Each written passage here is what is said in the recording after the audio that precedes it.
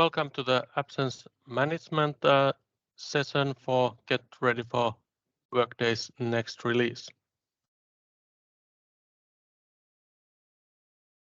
My name is Juhana Vaurio. I'm a lead functional consultant at Tietoevry.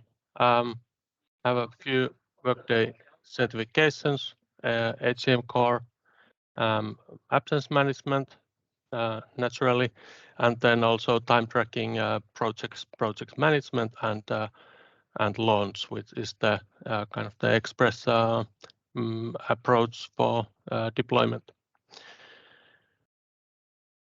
Okay. So I'm sure you're familiar with the practicalities.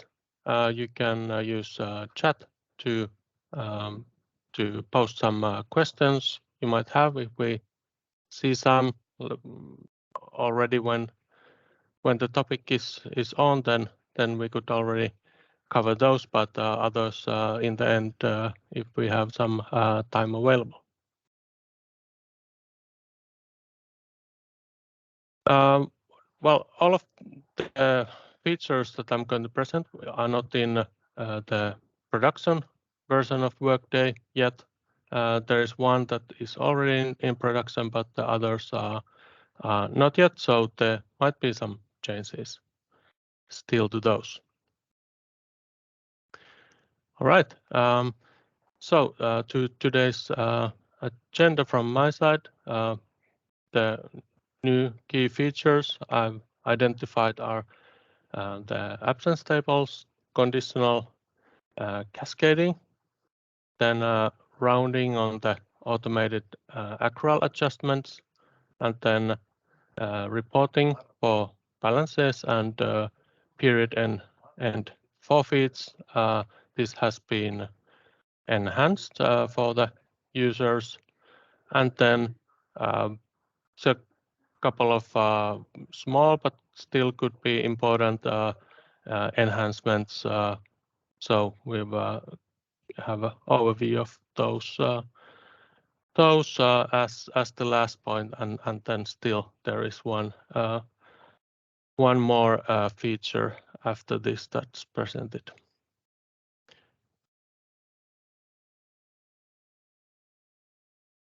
So coming to the absence tables, conditional cascading, this is already released as part of the Plus version of the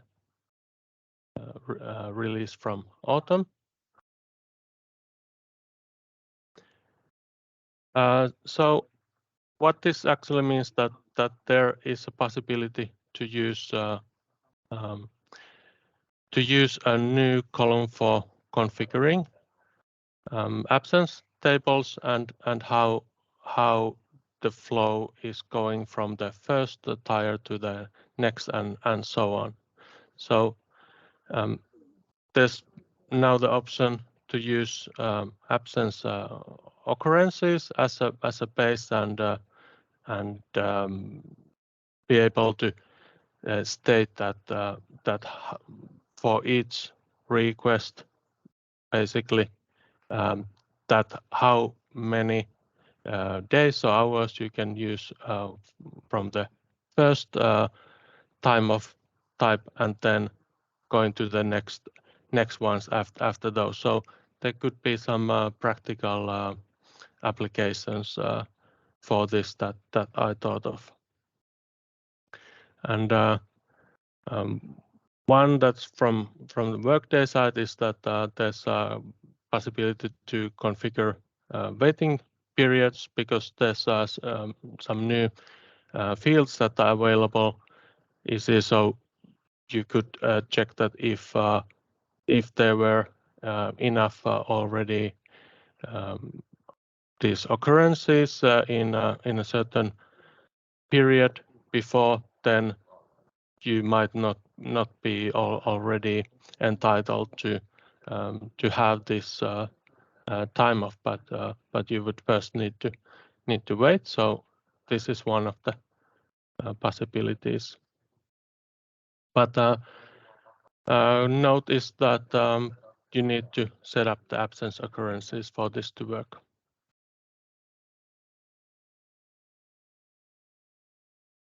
So the configuration is the first, that there is a edit tenant setup, HCM task, and there is a enable quantity per occurrence on absence table tiers checkbox. So that needs to be enabled, so then it will show the extra columns there. Then you would need to create or edit the already existing absence table to add the configuration you need there.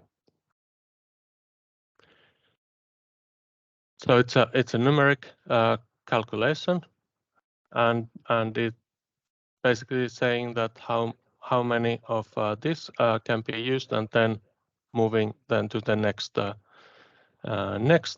time of type.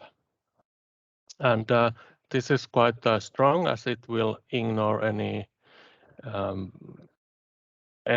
like settings for the maximum unpaid time of units allowed validations, and any basically any like balance that is currently there, though. So it's a very strong setting. So this, I think, also means that it's best suited for the accrue as you go types. Okay, let's go to the demo.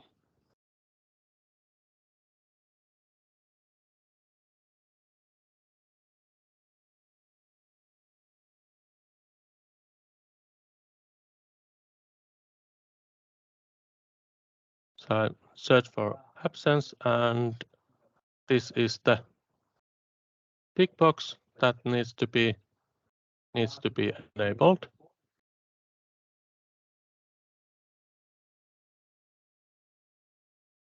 That's already there, so I can discard this one.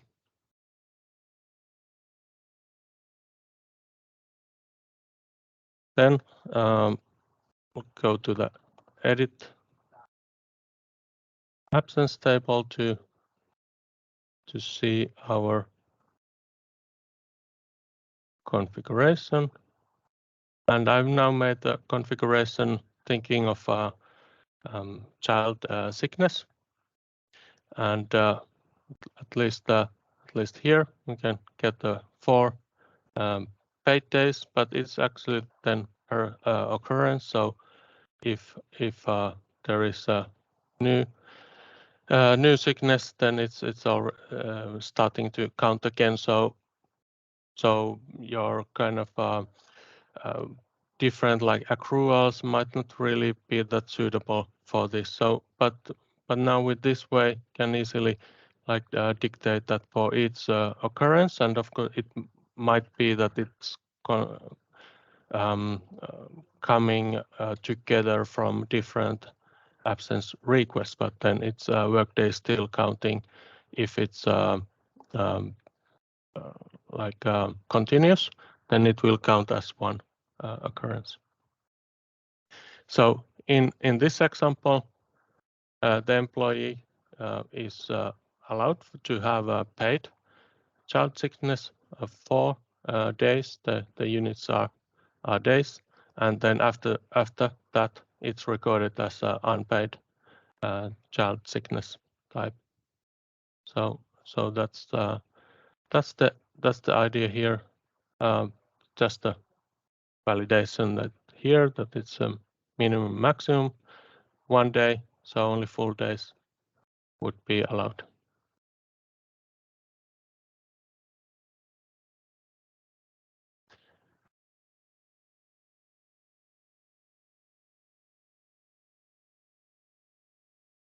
Then there is configure absence occurrences. So this just need to be sure that this is enabled, otherwise it will not actually work. But there will be a warning if you forget this step. there will be a warning in the absence table when trying to save that.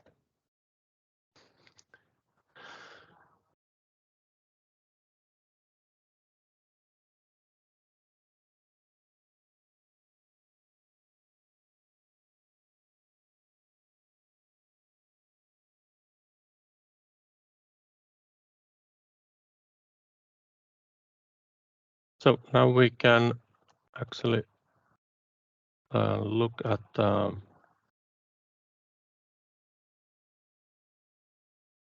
Ville Koskinen.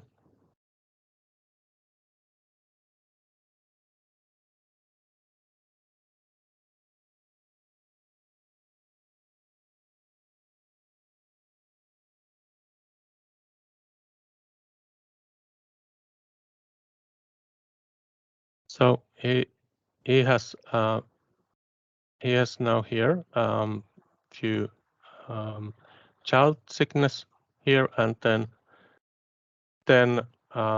but it consists of actually 3 different requests. So this was over the weekend, and it was done like that. This was placed as second one and third one here, and because there's also the re-evaluation of the absence table in place, then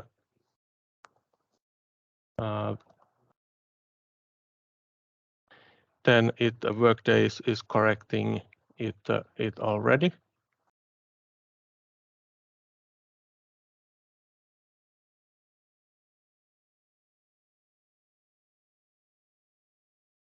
This one.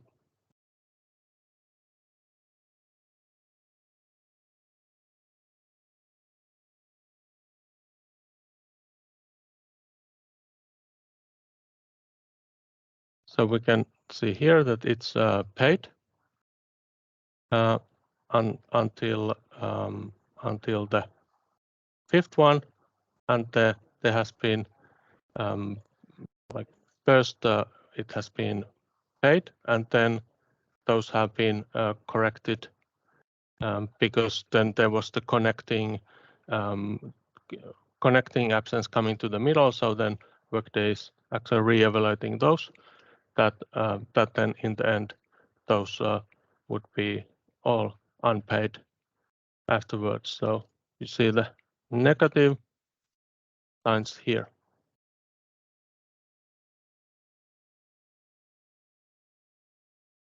So this is a good report when actually wanting to see that what really is happening inside the absence table request.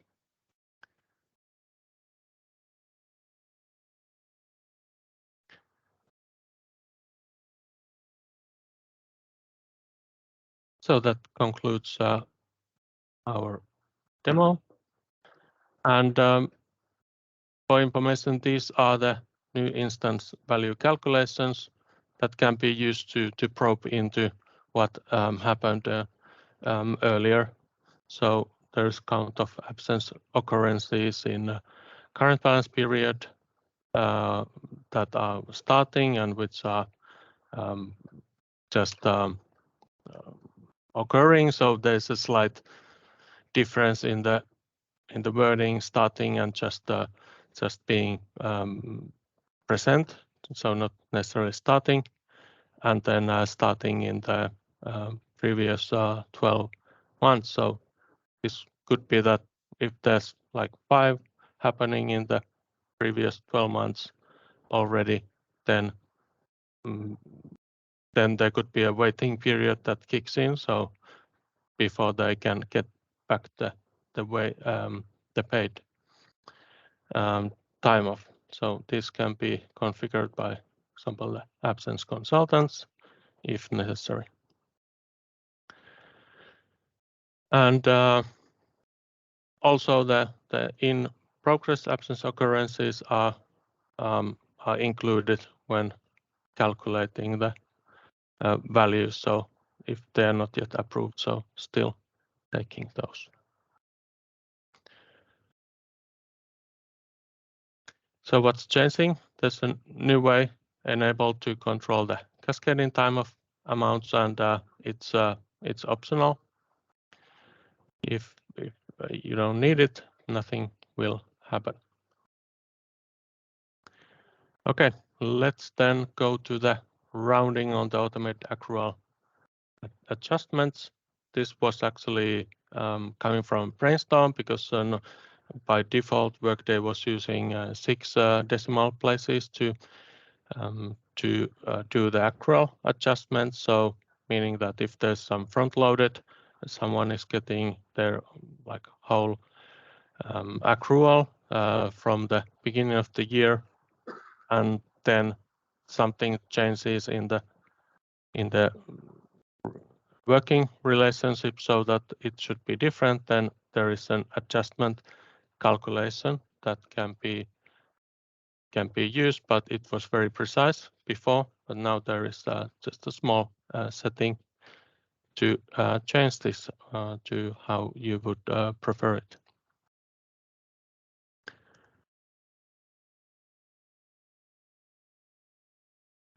Yeah, so it only applies to the front-loaded and as of date accrual calculations, and relating to the change job events. So when it's actually recalculated. So it might then help for the manual adjustment that usually could be needed. So the configuration is just create or edit accrual, and on the calculation tab there is a definition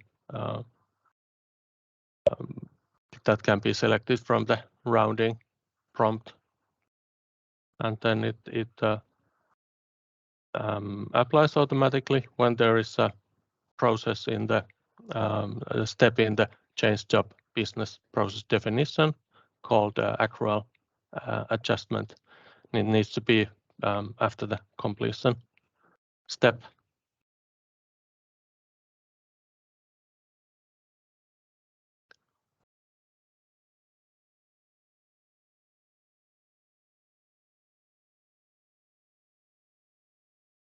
So now I'm going to show you what it looks like. So here, because this is front-loaded, now this is visible, and there's the usual rounding selections that are also seen elsewhere. Now it's rounding up to the nearest half day.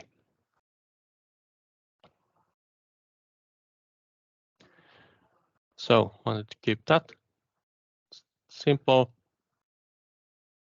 and yeah, it was indeed before 6 decimals. So now you can make it just to be enough for your use.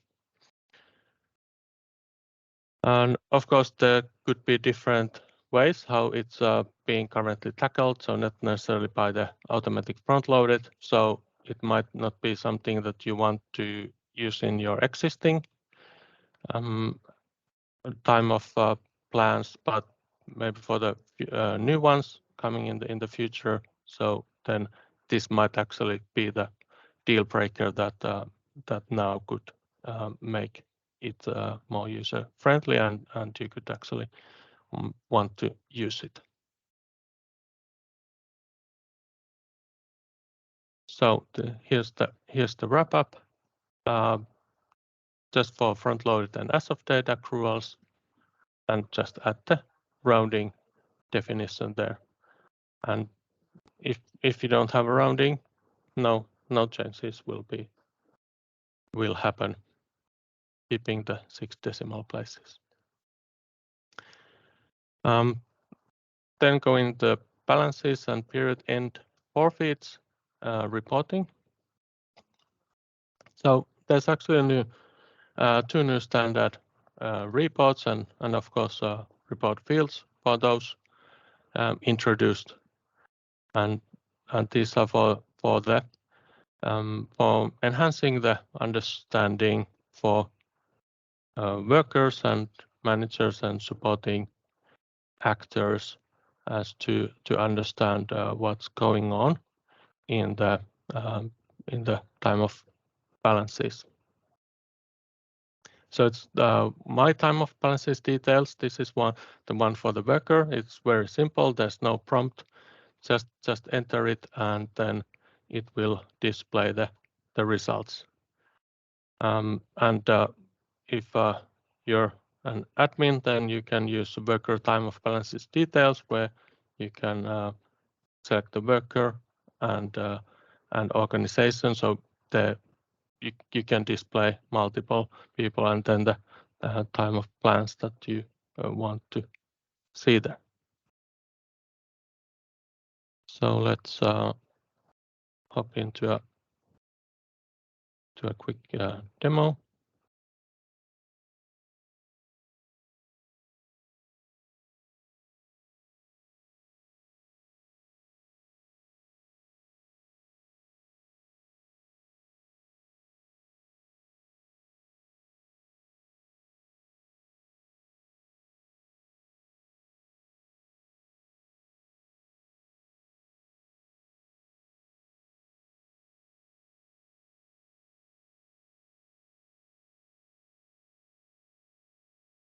Worker time of balances details. Then we have a sample employee here. We still need to select the organization and the vacation plan for Belgium. So I'll now go back in time to 1st of December to get the results.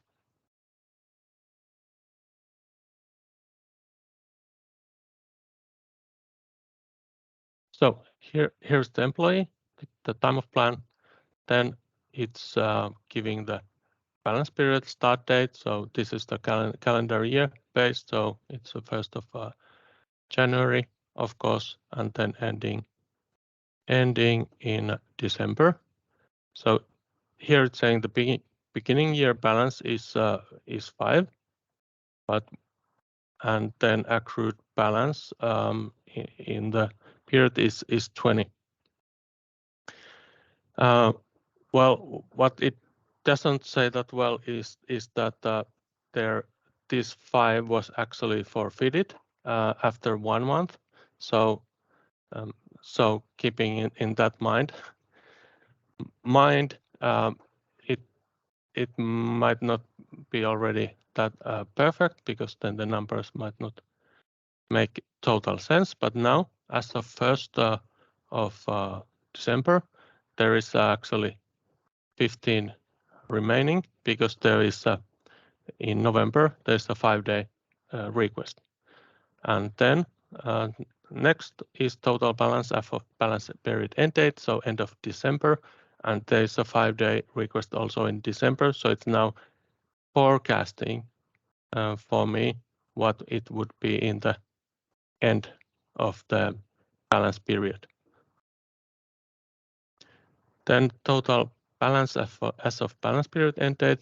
This includes events that are waiting approval. So there's also 3 days request that it's not yet approved. So after that, it would be 7 days.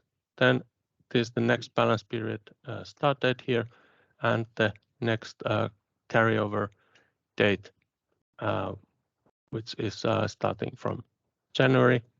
And this is how many days are at risk of forfeiture. So you would need to be using more, or they will lose some of the balance. So this is useful for you to control that enough that the workers are planning to use their time off before it expires.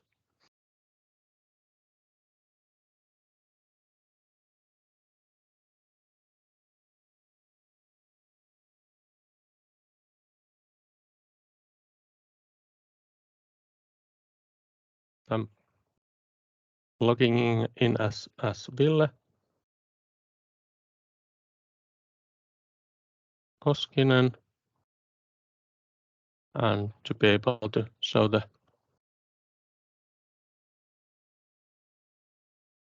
so that you can also select several plans together and show the results.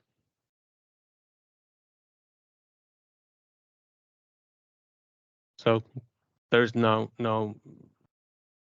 specific request behind this, just to get an overview what it looks like for the worker, and again same fields, and in the last column it's saying that which basically are the ones that could be lost if there is no more absence requests made for these plans.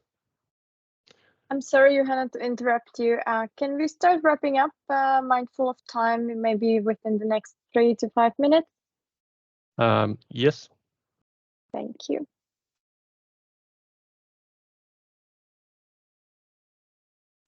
So this concludes our demo. We saw these columns in the reports, and this is the summary. You can have a look. Then there's a couple of miscellaneous enhancements. They're changing some of the names, and this is I think because like ending period balance is now balance as of date, because it was confusing if there was an as of date where the report was run, it actually used that to display even if it said ending period balance. So if there was still some in the future, it didn't. For example, in the my absence, then it didn't actually take those into account, and that could have been illogical. So a couple of these column name changes to make it clearer. Then the last day of work is now displayed for the absence case function. And the worker ID column is added to these 3 reports. So that could make it a bit more convenient sometimes to use. And a new total units report field on the absence table tier time of entry business object. And then the re-evaluating task for the absence tables is now available, or comes available, and that allows to adjust the absence table if there were changes that were happening earlier to accruals or the order of the request. So those can be re-evaluated, but it's automatically now defaulted in the creating the new absence tables. So it's by default. So then for those absence tables, you don't need to run that.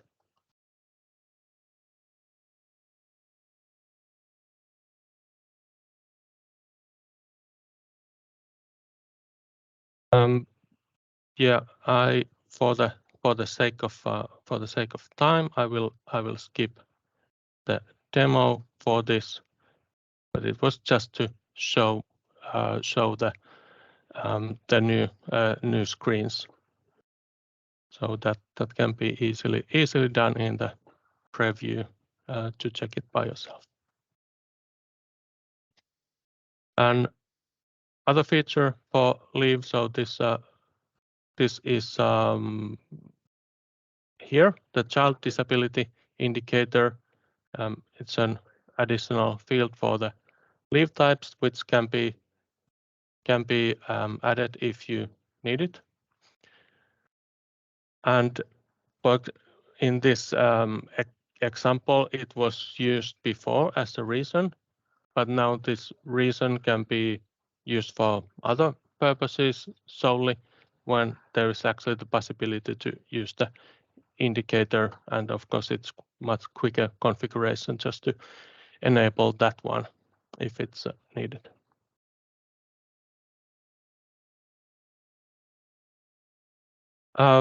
Finally, the look to the roadmap. This is Workday's absence product roadmap. I've adjusted by removing those that are now already live or were presented today. So there is quite a few things coming for each of the areas. Custom label means that you could, instead of absence, call it something different that's more like familiar with your organization. And this would be in time, buy, sell, and donate time off. So maybe this would be something that in Finland could be used for changing the vacation bonus into time off. Is more easier than it could be done today.